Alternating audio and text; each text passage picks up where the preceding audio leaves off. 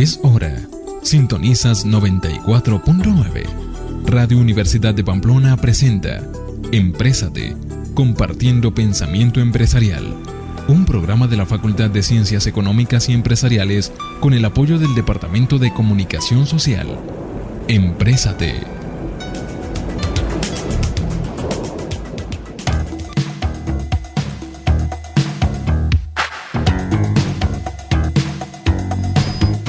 Muy buenas tardes a todas las personas que sintonizan la emisora 94.9 Radio Universidad de Pamplona. Hoy retornamos con una nueva emisión de Emprésate, programa de la Facultad de Ciencias Económicas y Empresariales, dirigido por estudiantes de octavo y noveno semestre de Contaduría Pública y Administración de Empresas. Contamos con la dirección de los profesores Álvaro Parada y Teresa Cañas, y en el máster Franklin Niño. Saludando en la mesa de trabajo a mis compañeras Mayra Rojas, Jaylis Hoyo y quien les habla, Jennifer Hernández. Hoy como invitada tenemos a la profesora de la Universidad de Pamplona, Yasmín Parada Mendoza, egresada de nuestra universidad y especialista en tributaria de la Universidad Libre de Colombia. Buenas tardes, profesora. Muy buenas tardes a usted, a todos nuestros oyentes, a las niñas que nos están acompañando acá en la mesa, a Jennifer, a Mayra, a Jaylis. Un saludo a la facultad, a todas las personas que también dirigen, a la profesora Teresa, al profesor Álvaro y a todos los compañeros de la universidad.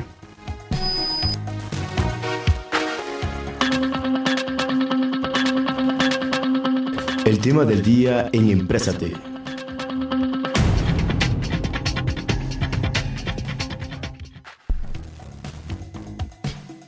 Buenas tardes a todos los oyentes que nos acompañan en esta oportunidad. Hoy hablaremos un poco acerca de la reforma tributaria aprobada mediante la Ley 1607 del 26 de diciembre del 2012 por nuestro presidente Juan Manuel Santos. Muy buenas tardes a todos nuestros oyentes de Emprésate. Es importante, antes de empezar a abordar el tema, aclararle a los oyentes qué es una reforma tributaria y por qué se da.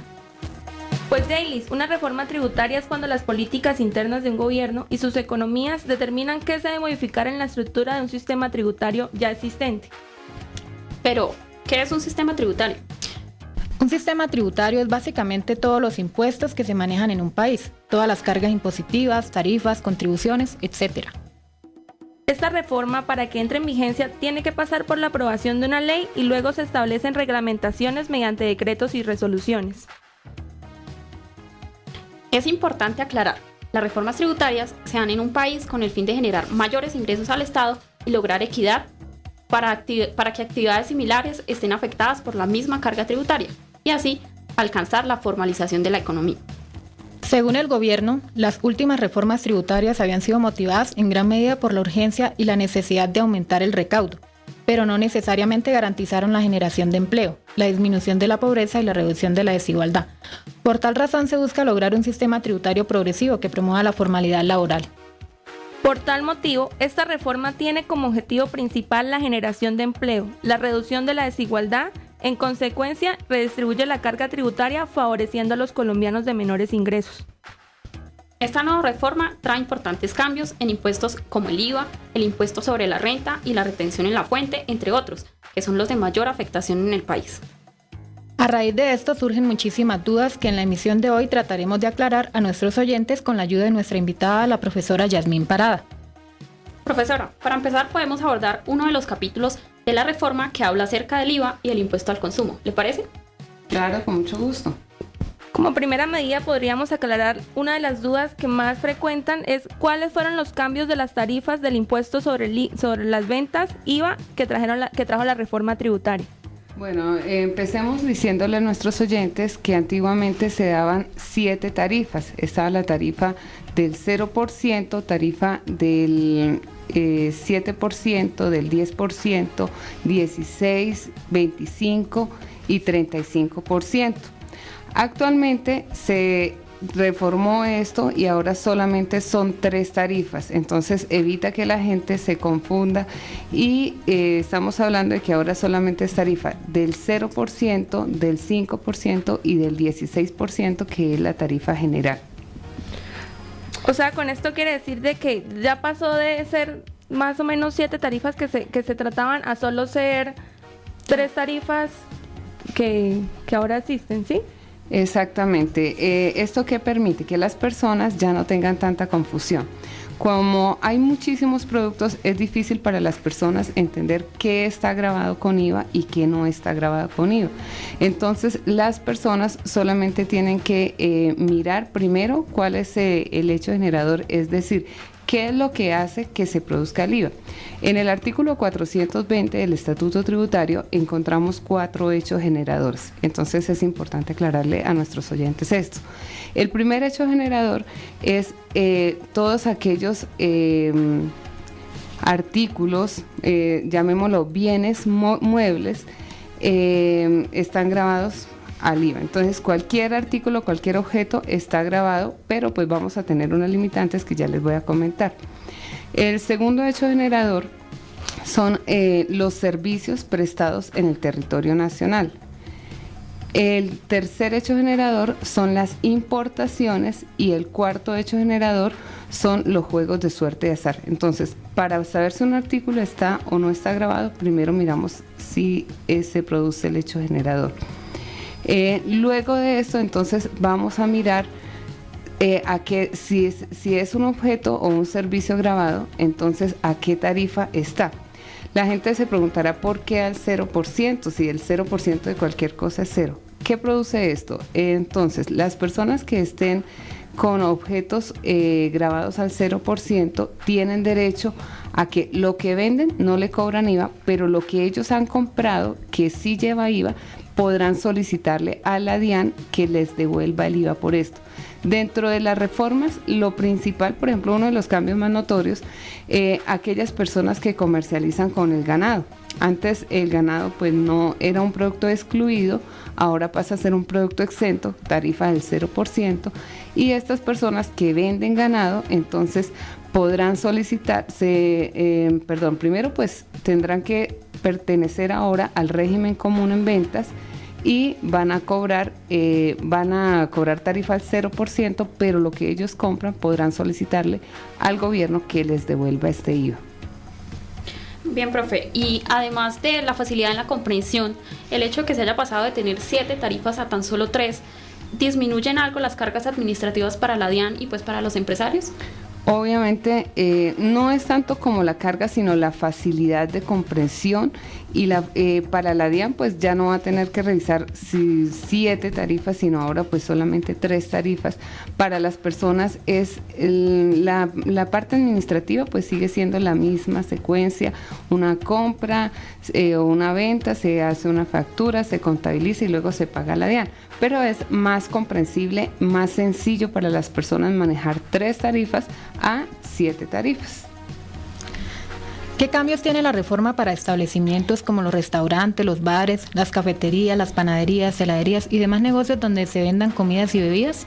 Bueno, acá hay algo muy importante para decirle a nuestra ciudadanía, a nuestros oyentes.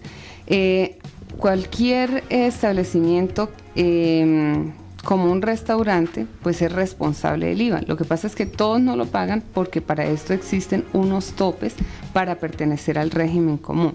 Entonces, antes todos los restaurantes pues que pertenecieran al régimen común tendrían que cobrar el IVA. Este impuesto para los restaurantes se eliminó y ahora pasa a otro impuesto que se llama el impuesto al consumo. Entonces, ¿qué diferencia hay entre el IVA y el impuesto al consumo? La persona que vende un producto o un servicio con IVA tiene derecho a que compra IVA y vende IVA, entonces le va a pagar a la DIAN, es la diferencia entre lo que compra y lo que vende. Mientras el impuesto al consumo es una carga impositiva para la persona y simplemente por el hecho de cualquiera de nosotros ir a consumir un restaurante tendrá que pagar este impuesto al restaurante y el restaurante tal cual lo recoge se lo paga a la DIAN. ¿Esto resultaría en algo perjudicial para los restaurantes o los establecimientos? O sea, encarece un poco el producto, pues no podemos negarlo, ¿cierto? Las personas que ahora pues ya no son del régimen común en ventas, ¿cierto? Pero ahora son del régimen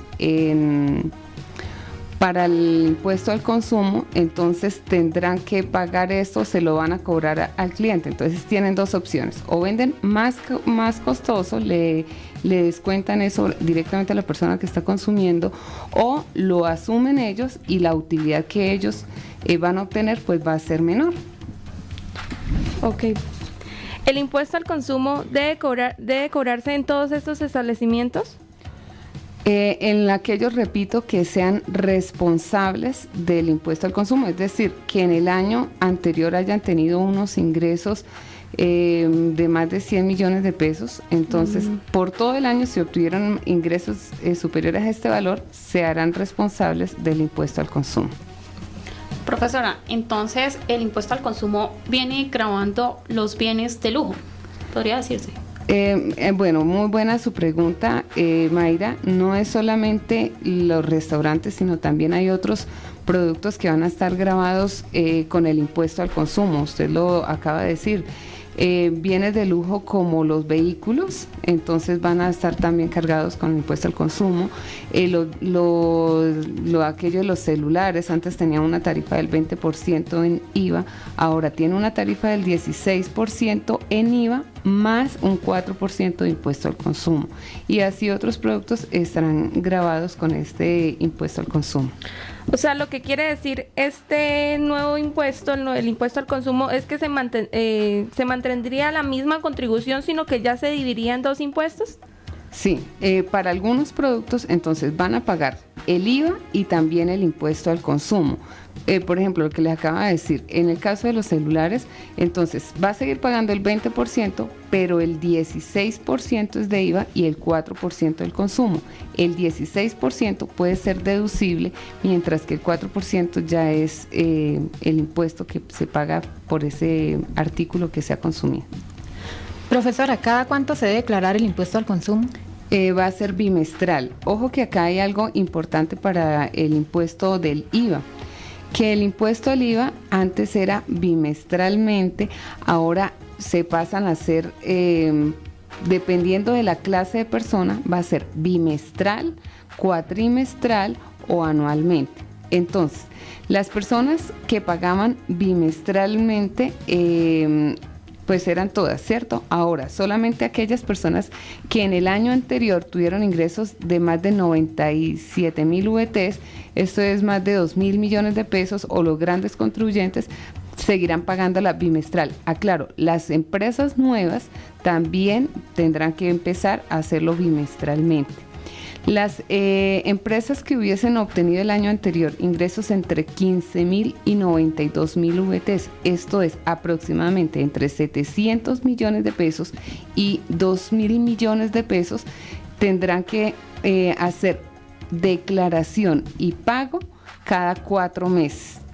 Y aquellas empresas que tuvieron ingresos el año anterior inferiores a 15.000 VTs, esto es aproximadamente 700 millones, entonces todas las personas que tuvieron ingresos de menos de 700 millones de pesos tendrán que hacer declaración anual, pero pagos anticipados cuatrimestrales. Entonces, ahorita en mayo se va a hacer el primer pago. Este primer pago corresponde al 30% de lo que se pagó el año anterior. Luego, en agosto se volverá a hacer otro pago también del 30% de lo que se pagó el año anterior, y en enero, como ya se hace la declaración, se va a pagar la diferencia de lo que realmente se generó de IVA en el año. Entonces, voy a colocar un ejemplo. El año pasado la persona pagó 100, pongamos un ejemplo con algo, una cifra pequeña, pagó 1,000 pesos de IVA. Entonces, de esos 1,000 pesos, este año pagaría en mayo 3,000 pesos, 300 pesos. En agosto, otros 300 pesos. Y se da cuenta en enero que el IVA que realmente le tocaba pagar en todo el año eran 1,200 pesos. Entonces, le declara a la DIAN 1,200 pesos, y le va a pagar lo que le falta por pagar. Ya le ha pagado 300 en un pago, 300 en otro pago, son 600 pesos. Le quedaría debiendo a la DIAN los otros 600 pesos y eso es lo que va a pagar en enero. Declara y paga una sola vez. Profesora, si esta nueva forma de pago, de declaración del impuesto del IVA, resulta ser un poco más compleja, ¿usted por qué cree que se reestructuró de esta manera? No es que sea más compleja, al contrario, es mucho más sencilla porque pues la mayoría de empresas en Colombia, recordemos, hay un 5% de empresas muy grandes, póngale un 20-30% de empresas en medianas, que serían las de 15.000 a 92.000 VTs, y el resto de personas ya son de las de menores ingresos. Entonces, le da facilidades a la DIAN para que ellos puedan tener más tiempo para revisar esas declaraciones de los grandes y más tiempo para para mirar las declaraciones de los pequeños. Entonces, al contrario, es más sencillo y de todas maneras se garantiza el recaudo. Sí, se hace más sencillo pues porque el empresario ya pagaría es por cuotas, ¿no? Exactamente, va a pagar, o sea, no declara sino paga. Ojo con esto, si un empresario, por ejemplo, ve que en abril sus IVA son mayores a los 300 pesos que le había dado con el ejemplo pequeño, ¿cierto? Ve que ya lleva 600 pesos de IVA, los puede pagar. Lo que no puede hacer es pagar menos de lo que el año pasado pagó, menos del 30% de lo que el año pasado pagó. Profesora, y en este caso de que pague más del impuesto del que realmente debería haber pagado, esto resulta un poco porque pues normalmente las devoluciones a la DIAN no son tan fáciles. ¿Esta devolución cómo se haría? Bueno, entonces, si llegó enero y se dio cuenta que este año las ventas no estuvieron para pagar ni siquiera los 600 pesos que ya había pagado, entonces, ejemplo, nomás tenía que haber pagado 400 pesos y le quedan 200 pesos que ya le pagó a la DIAN, pero que necesita que la DIAN se los devuelva. Entonces, inicialmente no es que se vaya a cruzar con el mismo impuesto del IVA, la persona tendrá que primero declarar renta y en la declaración de renta los puede descontar. O sea, se hace del impuesto a la renta, se descuenta el saldo a favor en el IVA. Exactamente. Bueno, profesora, ahí sigamos hablando un poco del IVA. En cuanto al servicio de hotelería, ¿qué pasa con el IVA y cómo se ve afectado? Bueno, recordemos que habían el servicio hotelero estaba grabado en un 10%, ahora está grabado a la tarifa del 16%. En este sentido son los cambios, o sea, unos productos que antes estaban al 10, ahora son al 16, pero hay otros, por ejemplo, como la medicina prepagada estaba al 10, ahora pasa a ser el 5%. Dentro de los cambios que incluye la reforma está la modificación al periodo gravable del impuesto sobre las ventas, IVA. ¿Cuál es la nueva reestructuración? ¿Usted se refiere a los plazos en que se va a pagar? Lo que les estaba nos había mencionado anteriormente. Lo que les estaba diciendo, ya van a ser bimestral, cuatrimestral y anualmente. Ok. ¿Qué beneficios o desventajas trae el cambio en el periodo gravable del IVA para el declarante y la DIAN? Para el declarante, los que son de menos de 15.000 VTs, entonces va ahora a ser más sencillo. Solamente hacen el pago y en enero del año entrante hacen una sola declaración. Entonces, mucho más sencillo y para la DIAN le da más tiempo para que investiguen y revisen estas declaraciones. Bueno, queridos oyentes, antes de continuar hablando sobre la reforma tributaria, los dejamos con el tema Un Ratito, segundo sencillo del exitoso álbum Lo Mejor Queda en Mi Vida de nuestro cantante y compositor colombiano Andrés Cepeda. Disfrútenlo.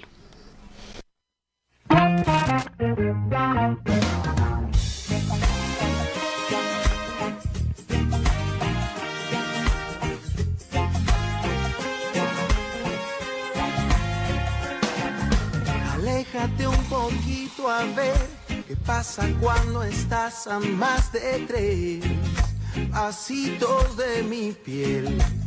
Probemos tu fe por leche, yo por pan, pero encontrémonos en la mitad. no creo resistir tanto la distancia. Suéltame de tu mano. Si puedo seguir de pie, no habrá sido en vano. Enséñame a estar sin ti. Un minuto, una hora, un día. Quiero aprender cómo es vivir un ratito sin tu compañía. Me acostumbré a ser tu sombra fiel y ahora es tan difícil recordar quién soy. Demuéstrame que sale el sol. El segundo en el que no me miras, ya me soy, entréname. Desaparece de mi vista que necesito practicar. Ay niña, quién sabe si soportaré tener tu foto en la pared colgada y privarme de tu cara bonita. Suéltame de tu mano. Si puedo seguir de pie, habrá sido en vano. Enséñame a estar sin ti. Un minuto, una hora, un día. Quiero aprender cómo es vivir un ratito sin tu compañía. Me acostumbré a ser tu sombra fiel y ahora es tan difícil recordar quién soy. Demuéstrame que sale el sol. El segundo en el que no me miras, un ratito sin tu compañía. Un ratito sin tu compañía. La Facultad de Ciencias Económicas y Empresariales invita a la comunidad en general a visitar el consultorio contable Consultar, asesoría legal, contable, tributaria, auditoría y revisoría, contabilidad de costos, programas de capacitación. Ubícanos en el segundo piso de la Cámara de Comercio de la ciudad. Atención gratuita y personalizada. Mayor información al 568-2047. Universidad de Pamplona, una universidad incluyente y comprometida con el desarrollo integral. Bueno, queridos oyentes, retomando el tema de la tarde de hoy, es conveniente entrar a tratar el impuesto de renta.